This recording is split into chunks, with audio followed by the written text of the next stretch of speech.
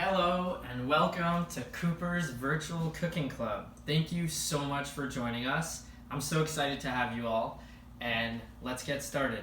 So the reason why I thought of this is because I love to cook, and I really like to cook healthy meals. And in this time when we're all home and we're kind of bored and not doing so much, it's really easy to not be active, and it's really easy also to just eat unhealthy snacks. Who doesn't love a good bag of potato chips or candy? But today, we're going to be making something delicious, and it's also nutritious. So, as you see in the recipe, we called for 2 red peppers, 1 orange pepper, 1 yellow pepper, and 3 onions. Alright, who doesn't love some good baked onions? Also, I included in the recipe some spices. You can use salt, pepper, garlic powder. I'm going with salt, pepper, and chili powder. Because chili powder, this blend has some great stuff in it, like paprika, a little bit of cumin, and chili powder. Also, if you saw in the recipe ingredient situation that I sent out, we included some olive oil that you should put in. Olive oil is great. It's got some omega-3s, really great health benefits. Not the less processed it is, the better, so extra virgin olive oil if you have. Additionally, I included a baking sheet on the ingredient list. Baking sheets are great for roasting vegetables.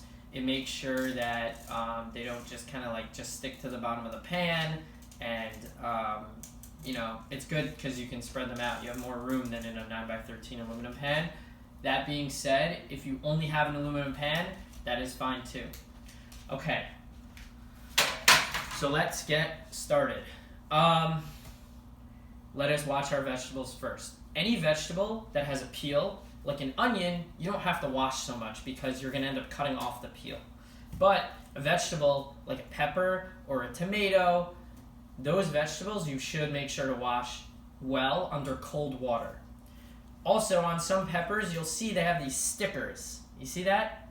So that sticker you should take off, okay? So let's take that sticker off. And let's get started by washing our peppers first. Cold water. Nice and rinsed. And then we can just leave them to the side for now because we're going to start with preparing our onions. And a lot of people are afraid of cutting onions because, the tears and everything like that, and not everyone knows how to do it.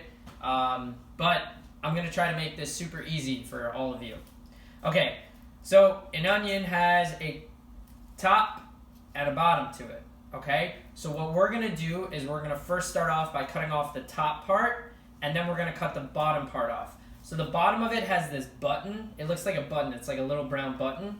And the top of it almost has like a stem. Look, you see that? Stem? Okay, so we're going to start by cutting off those 2 pieces. Okay, make sure you have a good cutting board. I have a nice big one over here so you got enough room to operate, and a good knife. A good knife goes a really long way. Make sure it doesn't need to be too sharp, but as long as it's got a good handle and it's sturdy, okay? So I'm gonna make the first slice on the top of it. So you see, just like that. So you take that part off, the stem, okay? And then you wanna get the bottom off. You wanna make sure you have a good amount of the onion left, because onions are delicious and we want as much of it as possible. So if you see, there's still this brown peel on the outside. We don't really want to eat that. So what you can do is you can run your hand along it. I'm wearing gloves because, touching onions, they're really strong, and then you might touch your face. You don't want that, okay? So you want to peel that layer off, and then you just run along the onion. See? Just turn it and pull. And what should be left is only the white part of the onion. You don't want any of the brown skin on the onion, okay? So what I'm going to do is I have a separate bag for all the stuff that's not going to get cooked with us, where I'm going to put all that garbage. And now look, I have a nice clean onion. No top, no bottom on it, no peel. And then what I'm going to do is I'm going to make a cut right down the middle, split it in half. Okay, doesn't need to be perfect. Don't worry about it. It's all getting cooked anyway. Okay, so now I'm left with 2 pieces of the onion. but that's not enough. We need more than 2 pieces, right? So we're going to make another cut right down the middle. Not the long way, we're going to go the wide way. So this way you're left with 2 nice chunks like that for each one, and then another 2 like that. Okay, but those are still some pretty big pieces. So what I like to do is I like to split it once more, just right down the middle again, and then you're left with 6 pieces in total per onion. Yeah. So you see, they're not so big. And then I have a nice mixing bowl over here. So I'm going to put anything that I cut right in there, okay? And what you can do is you can split it up from the chunk. So in this way it breaks it up into even smaller pieces. The problem is if the pieces are too big, it's going to take a longer time to cook. And we don't have time for that right now. We just want to eat, right? Okay. Look, I'm already getting teary-eyed. So we got to do this nice and quick with this, but not too fast, because we want to make sure we know what we're doing. Okay, so for our second onion, I have 3 onions in total. I got the Spanish onions. You can get yellow onions or Vidalia, whatever works, whatever's in the store. But I like the Spanish onions. Okay, so same thing. You're going to start at the top, take off that stem. Look how big this stem is. No one can eat that, right? So you're going to take off that top, but make sure you still have a good amount of the onion left. So you don't need to go so low when you cut off the top. Make sure you're at, I would say, like there, okay? When you cut it off, the stem should just come right off. Okay, and then same thing with the bottom. A little trick I like to do is, you can do this if you want, if not, not. I like to take the knife, make sure your hand is on the other side of it, because we don't want to get hit by that knife. You just run your knife right across, and then you make a little incision, and look, this brown peel that we're not eating comes right off. You just turn and pull. And then look, we're left with the perfect onion again.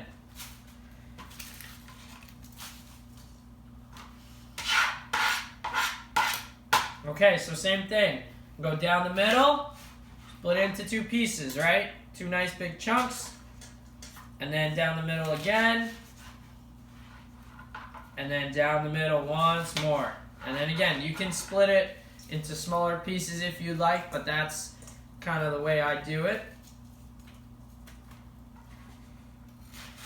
And then same thing.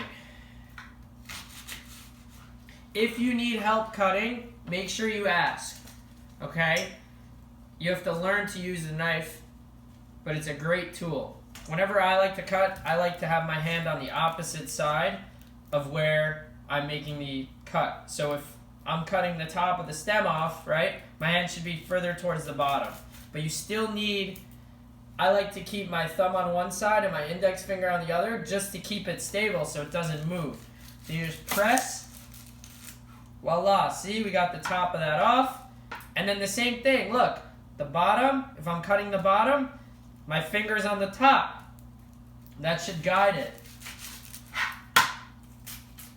And then we do that pull and turn. Just slide that brown skin right off. This is gonna be good. Okay, and then we're gonna do our peppers next. Peppers are really awesome because they provide a lot of antioxidants and vitamins. And did you know that your average red pepper has more vitamin C than your orange or orange juice? So if you want to make sure you fight that cold or you're not feeling good, vegetables are a great way. Okay, so before we start with the peppers, let's watch our knife and our cutting board because it's got onion on it. And as you can see, I'm already tearing. And before I forget, make sure your oven is preheated to 350 degrees. You don't want to finish this, have everything ready, and then start your preheating because sometimes it takes a long time. I know my oven takes a few minutes to warm up. So it's great if you have the oven ready and then everything's mixed and then you pop it right in. So this way you don't have to wait for the preheating. Okay, so I have my cutting board washed off. I have my knife washed off. Now, let's get our peppers. Okay, so we have 2 red peppers here. So red pepper, similar to the onion, has a top and a bottom to it, okay? So we're gonna take those off again, but the difference with the red pepper is it's got some seeds in it. So we have to make sure we get all those seeds out before we fully cut it up, okay? So what I'm gonna do, you see that green part? We're gonna take that off. It's very easy to take it off. You just run to the top of the pepper and you just turn and cut, okay? So you got the top of your pepper off, perfect. But now look inside the pepper. See, you got all those seeds. So what I like to do is I like to cut against the seeds so that this way all you're left with is that middle with the seeds. They don't get all over, okay? So I'm gonna cut it along the seeds, and then this is left, okay? That's what you want. You don't want that getting all over your cutting board and then having to clean it up, right? Okay, so then I'm left with this and the top stem. You can also take off the bottom of the pepper. It's just a small little piece. It's not a big deal if you don't. Just makes things kind of easier if you do. Okay, and then on the pepper itself, there might be some white flesh along the lines here. You can take that off if you'd like.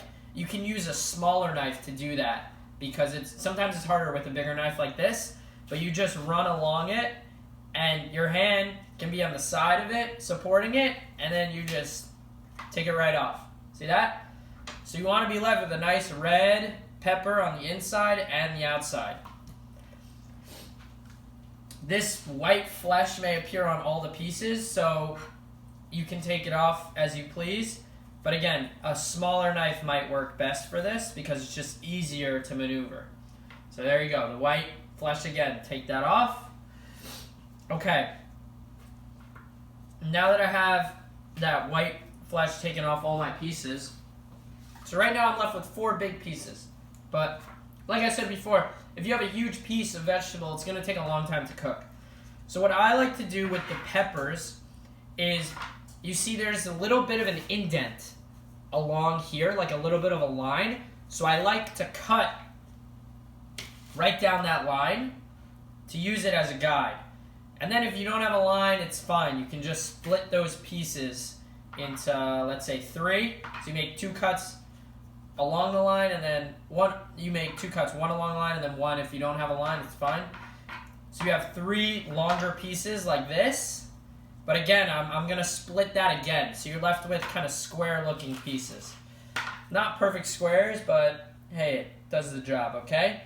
So that's how I'm going to cut my pepper. Some of your pieces are going to be a little bit bigger than others, but it's fine. They're all going to end up cooking. But as long as they're around, similar size. Okay, so again, we have a longer piece here. So this one has no line. So we're just going to split it in half. And then we're going to cut it once more. So there you go. So these pieces are a little bit different looking, but it's okay. And then this one, see, we have a nice indent right there. See that, where it bends a little bit? You're going to cut right along that. Make 1 cut, and then a second one. You're going to line them up. You line them up so this way they're together, and you get 2 of them at once, okay? And if you have a piece of a pepper that's not like flat, you can just push it in and then it'll split, and then you can just flatten it with your gloves or with your hands. If you make sure you wash your hands before and after cooking, always. Safety is the #1 priority. So on our second red pepper, we're going to do just like we did on the first one. We're going to start by cutting off that top stem. We want to get rid of that green part, and then we can cut off that bottom part after. But let's take off that top stem. So your first cut is going to be further towards the top. And you see how that stem just comes right off? And then you can put that in your bag where you kept the onion peels and all that jazz. And then we can take the bottom part off. It shouldn't be such a high cut. You should just take the very bottom of it off, okay? And then what we want to do is you want to get those seeds out. So there's going to be a part in the middle with the seeds, and you can just pull that right out. It comes right off, okay? And then you're left with this nice big piece of a pepper, okay? So what you're going to do is you can take your knife, just run it right along there, and then you split it into a few pieces. The problem is that we're left with all this white stuff in the middle again, okay? So let's take that flesh off. The way we do that is you take your knife, it's better with a smaller knife, but we can use a bigger knife here, and you just run it right along that flap. And you take off that white piece over there. The problem is that white piece is a little bit bitter, and we don't want that in our vegetable mix, okay? So then you have the same thing on the outside right there. So you're just going to want to take your knife, run it right along it. A little bit of a knife safety tip. So you want to keep your hand supporting it on the opposite side. So you just run it right along there, okay? And then take it off.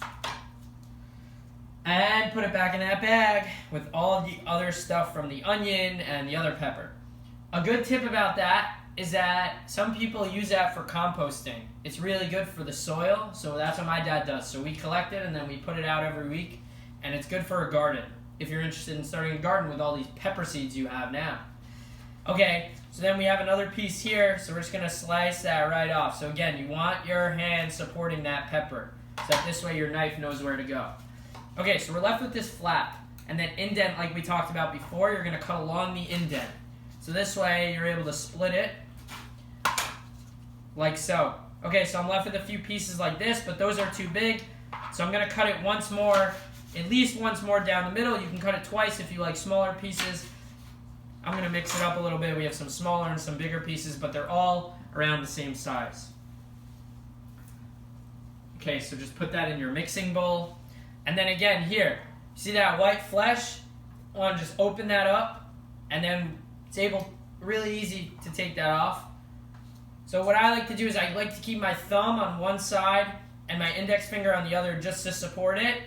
And then you take the knife and you just run it right along the middle. Okay, nice and slow.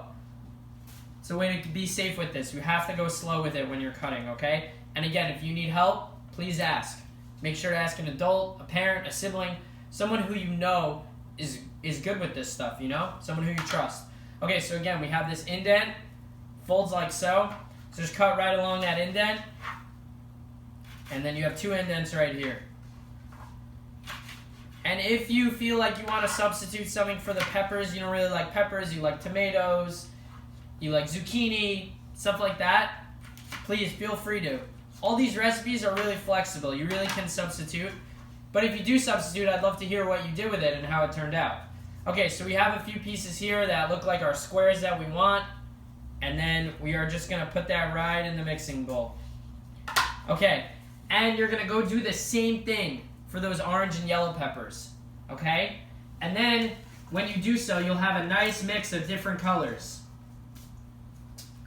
And once you cut up your orange and your yellow pepper, it's the same exact thing like you did with the red pepper. What you're going to do then is you're going to take your mixing bowl, you're going to take your olive oil. I like to use Costco size, big, you get a lot for it. It's a little bit heavy though, so you have to be careful when pouring it. So I like to pour 2 tablespoons in, okay? So 1, 2. If you want to use a little bit less oil, that's fine. Some people, really don't like much oil in it. I don't think it's a lot, but, do however you think is good. And then you can use your spoon just to mix it around so that this way everything gets a little bit of the oil so that it cooks evenly. And then we're going to season it. You can season it based on how much you like seasoning. I happen to like seasonings a lot, so I use a little bit more salt, a little bit more pepper, a little bit more chili spice. But whatever floats your boat, whatever you're comfortable with. So I like to use this salt pepper grinder. You can use a regular salt shaker if you'd like. Just a few squeezes over here. And then same with the pepper. Make sure you hold it above so this way it spreads out evenly, okay? You don't want it all in one area. And then the chili pepper, what's great about this is it gives it a little bit of color. So it doesn't, it looks really good when you end up cooking with the chili powder. It's nice and red. So then you just give a little bit. It doesn't need so much, okay? And then what you can do is you can use either your gloves. I'm wearing gloves, but I like to use a spoon to mix it because my gloves get all nasty and oily then, and no one wants that, okay? So then you're gonna just mix it around like this. Make sure everything gets some oil and has some seasonings on it. Worst comes to worst, you can always add after cooking if you think it wasn't salty enough, and so on. Okay, so next we have our baking sheet, okay? Baking sheets are really an awesome, great tool to use when roasting vegetables or, you know, baking, like they say, okay? So what I like to do is I like to spray it with a little bit of, I'm using some Pam olive oil, but you can use regular Pam, you can use canola oil, whatever you would like. Just give it a little bit, not so much because it already has oil on it, but this way it just makes sure it doesn't stick. The reason why I like using a spoon is because when you pour this out, it can be even, right? And we want everything to cook kind of evenly. So just pour it out. And the problem is if you don't have a spoon, you're going to be using your gloves, which are already all oily and stuff. So I like to use a spoon just to kind of make sure everything is spread out. The trick when roasting things is that if you have a lot of it, you have to make sure there's enough room for everything to kind of cook. So you don't want things bunched up too much, which is why I like a baking sheet, because it's nice and flat so you can spread things out. Okay? So here we have our baking sheet. Look at those beautiful colors. And we are going to pop this in the oven. The oven should be at 350, and you can put it in there for about 50 minutes. I would check in on it every 20 minutes or so, but this usually takes between 45 minutes to an hour, so check on it at like minute 20, then minute 40, and then if you see at, let's say, an hour, it's still not doing much, either your oven's not on, or you need to raise the temperature a little bit, or it's too bunched up. So that in that case, you might have to divide it up into 2 baking sheets. So just check in on it pretty frequently. I like to set a timer. This way you don't forget about it, because you don't want to do that because we put in some hard work here. So make sure you have your oven mitts on because the oven is hot and it should be heated up already. Okay, so let's pop this in and then we'll check back in once it's ready.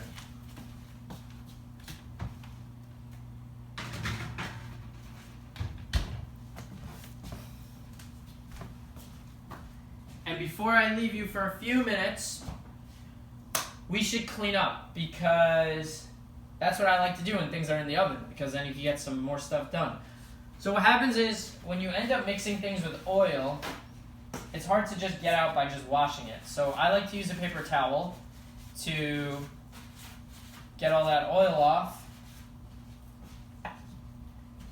And then same with the mixing bowl. You can do the same. I left the spoon on the side because what's going to happen is once this is ready out of the oven, I'm going to want to transfer that from a baking sheet to a Tupper or maybe to a serving tin or something like that. So I like having that spoon still available, so I just wiped it down. Just wipe this down clean. This way when you wash it, there's no grease on it, okay? And then we can put our spices away, our oil away, and our cutting board in the sink, okay? What you can do with the cutting board also is I have some seeds left on it, so no seeds should go to waste here. So we're just gonna pour that right in this bag that will eventually end up in my garden somehow. Okay, so we're all wiped clean here. So we're gonna pop it in the sink. And then we're going to leave this on the side. And then also what's great to have your paper towels around is you can wipe down your counter or whatever surface you ended up using, because sometimes with vegetables, fruit also, stuff manages to just fly everywhere, and you don't want things to be all sticky, and you want to keep it clean, okay? But this is a great recipe, pretty easy, probably serves around 3 to 5 people as a side. I guess it depends on how hungry the people are. And you can easily scale it. So if you know you're having, 20 people over, you can just make a few of these. And it's really easy, and it's delicious. Okay, it's been about an hour now, and it looks like our vegetables are ready. Let's turn our oven off. We got our oven mitts. Make sure you always have those on because this oven is hot and these vegetables are hot. Let's take out our baking sheet. Let's get a look at this. Look at that. And then I'm going to put it down over here on a surface that can handle the heat. And we're going to let it sit there for about 10 minutes. Let it cool, and then we can dig in. So enjoy, and let me know what you thought. See you soon.